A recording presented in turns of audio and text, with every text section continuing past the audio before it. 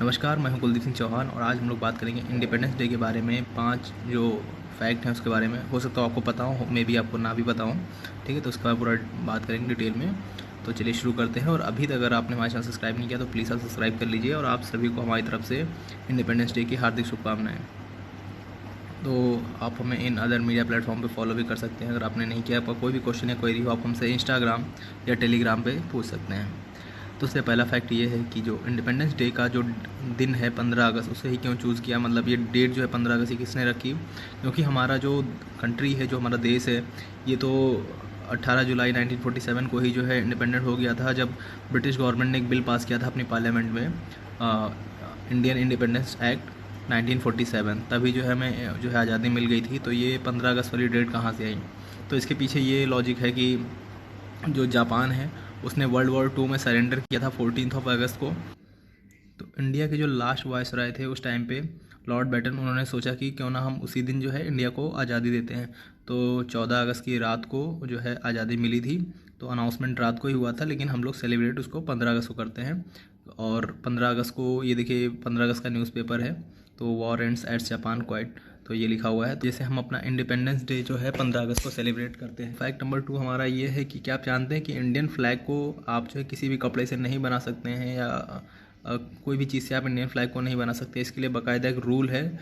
और Indian flag code 2002 के according आप इंडियन फ्लैग को सिर्फ और सिर्फ जो है खादी के कपड़े से ही, या वूल, कॉटन, सिल्क, खादी के कपड़े से ही बना सकते हैं। और इसका जो लाइसेंस गवर्नमेंट ऑफ इंडिया ने दे रखा है, सिर्फ एक ही कंपनी के पास इसका लाइसेंस है। वो एक छोटा सा ग्रामोद्योग सेंटर है कर्नाटका के एक गांव में।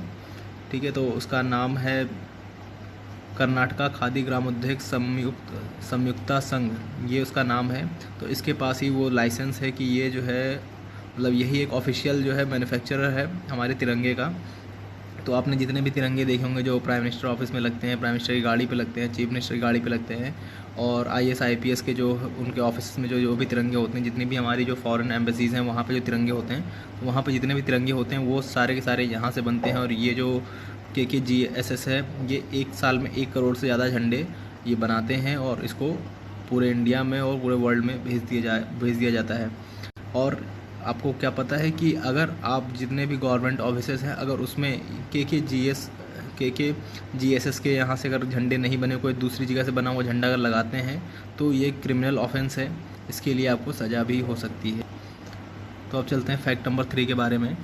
तो क्या आप जानते हैं कि 15 अगस्त के दिन और कितनी कंट्रीज़ जो है अपना इंडिपेंडेंस डे जो है सेलिब्रेट करती हैं? तो जी हाँ, बिल्कुल 4 और कंट्रीज़ हैं जो इसी दिन अपना इंडिपेंडेंस डे सेलिब्रेट करती हैं। पहली साउथ कोरिया, दूसरी है रिपब्लिक ऑफ कॉन्गो, तीसरी है बहरीन, चौथी है लिechtenstein। अब जो भी है आप देख लीजिएगा, ठीक है। इसका नेम थोड़ा सा डिफ़िकल्ट है, इस वजह से माइट भी मैं थोड़ा गलत प्रोनाउंस कर रहा हूँ। तो साउथ कोरिया को जापान से आज़ादी मिली थी, बहरीन को भी ब्रिटिश इंडिया से मिली थी आज़ादी, और रिपब्लिक ऑफ कॉन्गो को जो है फ्रांस से आज़ादी मिली थी, और लिechtenstein को जो है जर्मनी से आज़ादी मिली थी। ठीक है, अब आते हैं फैक्ट नंबर 4 की तरफ। फैक्ट नंबर 4 ये है कि आप क्या जानते हैं कि इंडिया ने किसी किसी और कंट्री को क्या कभी इन्वेड किया है अभी तक? तो मतलब इन्वेड का मतलब ये होता है कि मतलब नॉर्मल जैसे युद्ध वॉर नहीं, युद्ध एक अलग चीज़ होती है, उसको वॉर कहते हैं। इन्वेड का मतलब जैसे कि आपने चाइना के ऊपर पहला एकदम चाइना के ऊपर अटैक कर दिया, सिर्फ इस चीज़ के लिए कि आप उनको उनकी लैंड जो है कैप्चर करनी है, और उसको इन्वेड करके उसकी जो है लैंड कैप्चर कर ली। क्या ऐसा इंडिया ने कभी किया है? तो इसका आंसर है नहीं। इंडिया ने लास्ट 10,000 साल की हिस्ट्री में ऐसा कभी भी नहीं किया कि इंडिया ने किसी अदर कंट्री के ऊपर इन्वेड किया हो उसकी लैंड कैप्चर करने के लिए। तो अब हम आते हैं फैक्ट नंबर 5 की तरफ। तो ये इसमें हम ये बात करें, क्या जब हमें आज़ादी मिली थी 15 अगस्त 1947 को, तो क्या हम उसी टाइम पे रिपब्लिक भी हो गए थे? क्या हम गणतंत्र राज्य बन गए थे? जी नहीं, बिल्कुल हम नहीं। हमने जो अपना कॉन्स्टिट्यूशन बनाया था वो 26 जनवरी 1950 को बनाया था। ठीक है, तो 1947 15 अगस्त 1947 से और 26 जनवरी 1950 तक जो हमारे यहाँ के रूल, जो लॉ है, वो कैसे डिफ़ाइन किए जाते थे, मतलब कैसे चल रहा था हमारा कंट्री, इतने 2 साल तक कैसे हमारा देश कैसे चला, उसके लिए क्या रूल्स, क्या जो है लॉस थे।